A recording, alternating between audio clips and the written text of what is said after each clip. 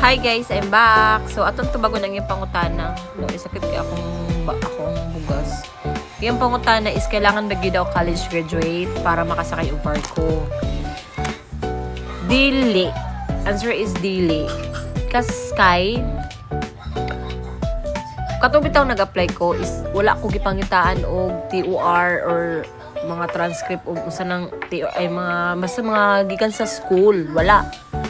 Kabalo ka kung sa ilahang pinaka-importante is ang imong latest nga job. Basta work experience. Dayon, dapat ang imong work experience is maoy mo applyan. Siguro, basta nakita na po nila sa akong application na college graduate ko, pero wala manggugkugi pangitaan og mga papel. So, dili siya required. Pero dako kay siya og chance, dako kay siya tabang kay ngano kay once college graduate ka, dako kay chance ka makasulod dayon ka para aning mga fresh grad. So mo apply sila og mga dagkong company, mga fresh grad, pwede kay sila makasulod. Pero pag dili depende pud no sa experience kay naman gyud uban nga taas na siya experience pag mosulod sa laing company dali ra pud kay sila makasulod tungod sa ilang experience.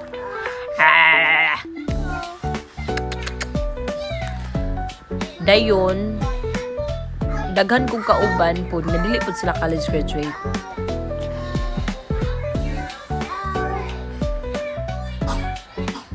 Murag ang pinaka-importante bitaw no is ang work experience job.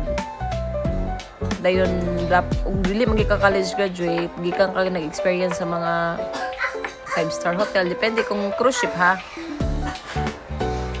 Kung mga mga hospitality industry ana.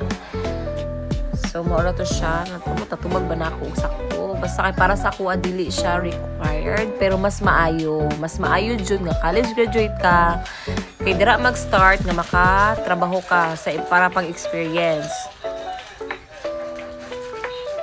Pero kung dili ka college graduate and taas na ka experience dahil gikan pa jud ka sa mga high-end company, high-end hotel, mga prestigious na mga company, then go sulod jud ka.